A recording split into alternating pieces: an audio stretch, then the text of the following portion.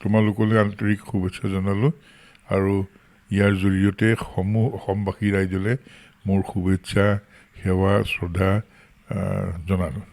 পৰিকল্পনাই ভাবিছোঁ যে ভাল হৈ থাকিম,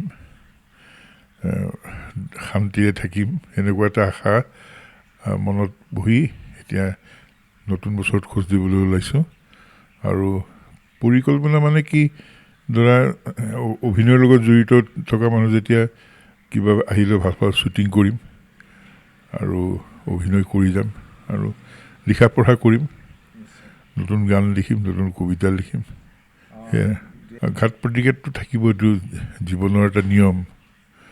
আৰু মই এটা কথাই কওঁ যে দুখৰ একাল অন্ত হ'লে সুখৰ উদয় হয়, দুখৰ মাজতো হাঁহিব জানিলে জীৱন মধুৰ হয়, আইতাই কয়। মই বহুদিনৰ আগতে লিখা এটা গানৰ কলি শুনালোঁ আৰু এনেকেই ভাবোঁ যে নতুন বছৰটো সকলোৰে কাৰণে এটা আশাৰ বছৰ হ'ব। কাৰণ আশা কৰিবই লাগিব, আশা অবিহনে মানুহটো জীয়াই থাকিব নোৱাৰে। আৰু আমি সদায় ভালটো পৰিকল্পনা কৰি আগবাঢ়োঁ, আমি কেতিয়াও বেয়াটো ভাবি কেতিয়াও আগ নাবাঢ়োঁ। আৰু হয়, ঘাত প্ৰতিঘাত থাকে। যোৱা বছৰটোতো আমি বহুত হেৰুৱালোঁ আমাৰ নিজৰ মাজত। কিছু আমাৰ ভাতৃতুল্য সমাজৰ কিছুমান গুৰিয়াল মানুহ, সমাজ সচেতক, সমাজক যোনে সঁচাকৈ নিজৰ কামৰ জৰিয়তে চহকী কৰি থৈ গৈছে, তেনেকুৱা মানুহ আমাৰ মাজৰ পৰাই হেৰাই গ'ল।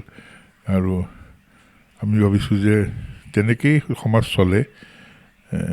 আৰু নতুন বছৰটোত আমি নতুন লৈ পেলাই নতুন নতুন প্ৰতিভা, নতুন নতুন ইয়াত আমি পাম আৰু তেওঁলোকৰ জৰিয়তে আমি আকৌ মানে আগবাঢ়ি যাম।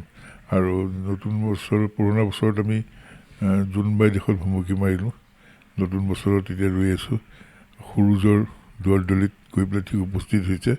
সেইটো আমাৰ সাফল্যমণ্ডিত হ'ব, সমস্ত মানৱ জাতিৰ কাৰণে উপকাৰ হোৱাকৈ, সেইটো আশা কৰিছোঁ।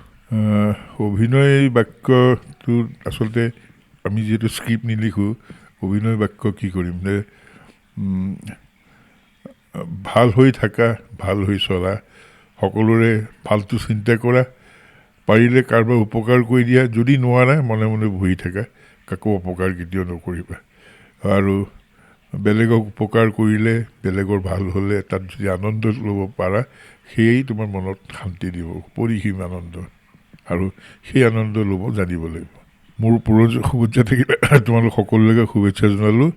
সকলোৰে জয় জয় ময় হওক, উন্নতি হওক আৰু ভাল হওক, মানুহৰ ভাল হওক, দেশখনৰ ভাল হওক। আৰু সকলোৰে ভাল হ'লে আমি ভালভাৱে চলিব পাৰিম, তাকে ভাবিছোঁ। ধন্যবাদ।